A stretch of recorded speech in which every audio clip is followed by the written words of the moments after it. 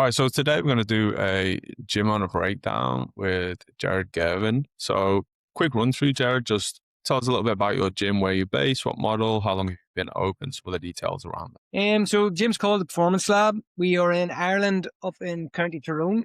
We have been open now, it's actually just 11 years this month. The model has changed quite a bit over the years, but at the minute we're running 8-to-1 group training, and we have some large group classes as part of that membership, but the bulk of it is 8-to-1 personal training in a group. Yeah, makes sense. All right, so when we kind of first spoke and first started working together, like where was the business at that point? Like what was tough, what was challenging when you kind of get started? Probably similar to most gyms. It was busy, but you were probably putting out fires, or I was putting out fires most of the time, and you could be very busy days, but you didn't actually feel like you were actually moving forward or achieving anything. There was some systems in place around coaching and member retention and member check-ins and sales and market and all that stuff, but they were very loose. Nothing was automated. Nothing was properly systemized. And we just, it felt like we were just trudging, getting through month to month, but not really making any progress, especially from a business perspective. Yeah. And what did that look like in terms of the team that you had and everything at that point? Was it, did you have some people part-time coaching? Was it just yourself and, business partner? Like, how did that look? So there was myself, which I was working full-time, and it was a mixture of coaching along with everything else. At the time, there was a team of 2 coaches and part-time as well. That had sort of fluctuated around over the years. It was not a tiny team, but smallish. Yeah, makes sense. And then in terms of like how the business looked, in terms of like revenue and members, like what did that kind of look like, and what did your model look like back then? So at that stage, we were doing 6-to-1. And we had a lot more large group classes. The membership base, we were probably sitting around 100-ish members. That was also very tiered. There was members on a lot of varying different prices from people who had started ages ago, and something we had never really done was brought everyone in line. We kind of had the habit of whenever you join, even if it was 6 years ago, and our costs have increased hugely, we didn't increase memberships along with that.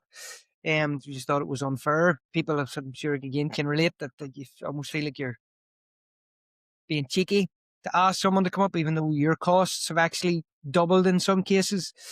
The membership base now, Dick, has doubled. We're well over 200 members. We're close to 250, especially just from the group training. Monthly revenue in the gym as well has more than doubled. I know it's a topic that gym owners don't really like talking about too much, is money, but the bottom line is the business was doing okay, but you were just busy all the time, not really getting anywhere. But with the systems and the help of everything you sort of helped us put in place, it's went from just trudging along till revenues doubled. There's a good healthy profit margin there. The gym went into full rate VAT in that time, which scared the life out of anyone that's experienced it. Scares the life out of you, because it's from a gym perspective, I still think it's very unfair, so we don't charge it, but yet we're still expected to pay it, and it can take a big chunk of profit away. But you're able to help us navigate that and push past that. So it got to the point where you can actually look at it as a real business that's operating properly, feel very comfortable with it. It's been a massive difference in the past. I think it's probably only 18 months or so. Ish. Yeah.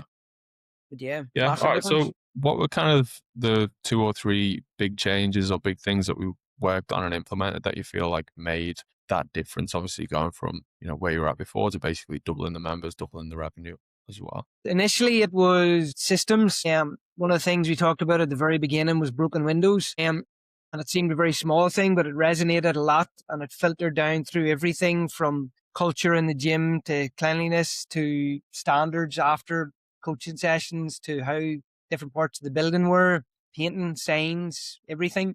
That had a massive impact over the first few months on just raising the standards and level of attention to detail on everything. Then the ads, were a huge one. We had never used paid ads before. So having a proper ad system in place, having proper marketing in place from emailing to organic systems in place around that with regarding onboardings, getting new members started, that myself along with the other coaches could actually do that. That was just day and night, because then we had, and it's something you talk about a lot, is we had predictable amount of people coming in month to month. So it meant then we could actually plan and prep ahead of schedule. Whereas before that, it was just one month you might have 5 people start, the next month it could be 20, the next month it's 10, and we didn't really know why. But all those things tied together just gave us a really good place to grow from. Definitely. I think like with the predictable like acquisition side of things, that is such a massive part of it. Because as you said, you can go, one month you get like 5 referrals and a few people sign up through organic, and the next month it's 0 or 1 or 2. Whereas having the ads in there, you're more in charge of how many leads come in, how many sales happen, and how many member conversions on the back end. Obviously for you, that's made as you said, gone from around the 100 member mark to like close to 250. It's obviously played a big part in that. Something else I was going to ask on there is like, what does your role look like now, like a typical week, in comparison to what it looked like before? You mentioned it, you were just like pretty full on busy work kind of thing. Like, how has that changed over time? Yeah, well, we have another full-time coach now, and there's another part-time coach, and we're probably going to be adding another one very soon. So I still coach a wee bit, but that's because I want to. So there's still 8 to 10 hours a week where I am on the gym floor coaching, but that's by choice now. I enjoy doing that. I get a lot from it.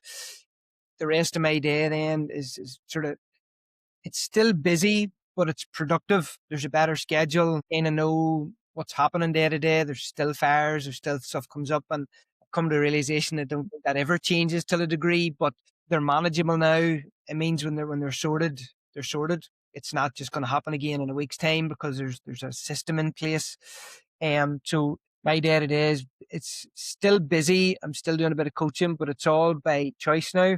I can decide almost what I want to do day to day. I leave earlier, pick my daughter up from school every day at 1:30 and 1:45. It's massive for me. That's a sort of was always like a non-negotiable, that I want to do that. Growing the gym, and absolutely is about creating a better gym for our members, better environment for the coaches to work, a business that can actually be a business and make profit and you can earn money from. But it was always to give me a better balance around life, especially if 2 young daughters. I want to spend more time with them, and I don't want to do that knowing that the gym's not taken care of. But again, from the systems and everything you put in place, that's how helped create Yeah. that, and that It's I having can that do what I best of need to both. do. Yeah, sorry. I was going to say, it's like having the best of both worlds, isn't it? Of like, we've got a business that works well, but also you've got, we always call it like the freedom of choice, where you can decide, if you want to coach, you can. If you want to make sales calls, you can, but they're not requirements for the business to operate successfully on a day-to-day and week-to-week basis. And it gives you the flexibility and the autonomy to, pick up the girls from school and to spend time with family and not be like, chained to the gym 24/7. Because I think sometimes, you might get like business programs or like mentors, so to speak, who talk about like moving it from working in the business to working on the business, and that's like the only path. Whereas I disagree with that.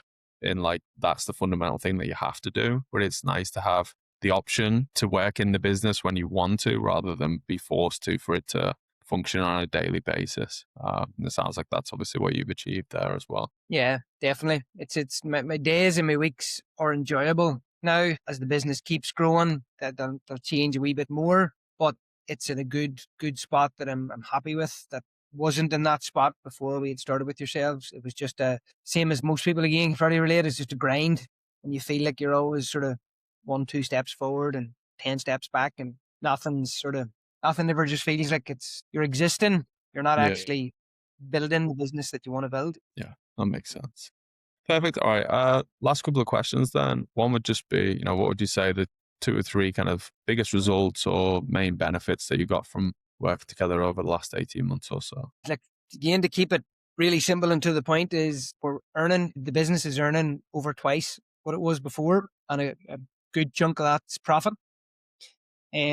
The business can run without me being here. Everyone knows what they're doing. It's a lot more streamlined. And then I have a better and week that I can coach when I want to. I can come and go when I please till a degree, and I can pick my daughters up from school and spend more time with family and trust that when I'm not here, everything's operating the way it should be. Nice. All right, perfect. And then final one is just, obviously you've been a gym owner for 6+ years now, been through the ups and downs of it all. So if you could give yourself like some advice, something that you've learned along the way that you think would be useful, that people could learn from your experience, what would that be? The first one is ask and go and seek help from day one.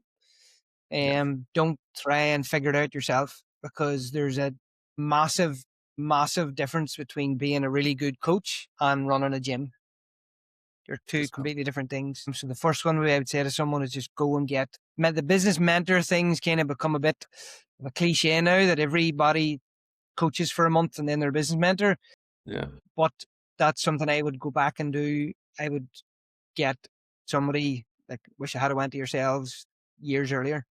Going to get that help is a massive thing. Don't try and do it on your own. You end up getting nowhere, missing time, and the extra money that you might spend is paid back to you 100 times over.